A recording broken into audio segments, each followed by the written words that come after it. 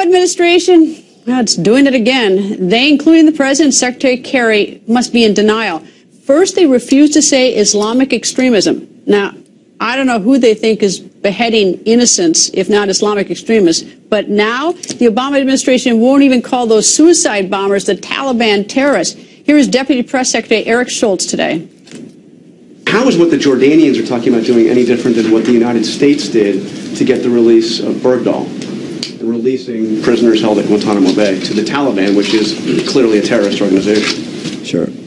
As you know, this was highly discussed at the time, and prisoner swaps are a traditional end-of-conflict interaction that happens. As the war in Afghanistan wound down, we felt like it was the appropriate thing to do. The president's bedrock commitment as commander-in-chief is to leave no man or woman behind. That's the principle he was operating under. Isn't that what the Jordanians are operating under? Well, I think, John, the Taliban is still conducting terrorist attacks, so you can't really say that the war has ended as far as they're concerned. Well, I'd also point out that the Taliban is an armed insurgency. ISIL is a terrorist group, so we don't make concessions to terrorist groups. We feel the Taliban is a terrorist group. I don't think that the Taliban is an armed insurgency. This was the winding down of the war in Afghanistan, and that's why this arrangement was dealt. Breaking news, a school massacre in Pakistan, the deadliest in years. This is the scene outside the Army Public School right now. You see there in the background those heart-sick parents lined up, waiting for word about their children. And this is what we know at this moment. More than 120 were killed when gunmen stormed that school in the northwestern part of the country.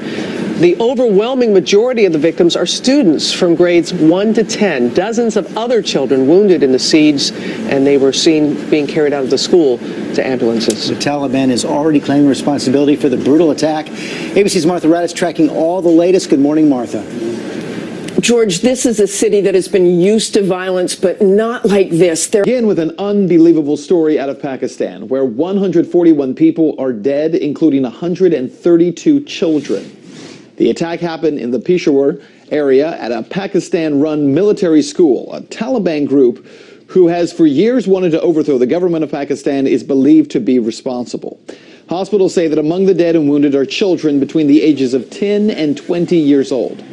At least 6 militants entered that school wearing security uniforms before massacring, as I mentioned, 141 people, and over 100 others are wounded tonight. The Taliban is an armed insurgency. ISIL is a terrorist group, so we don't make concessions to terrorist groups. We feel the Taliban is a terrorist group. I don't think that the Taliban is an armed insurgency. This was the winding down of the war in Afghanistan, and that's why this arrangement was dealt.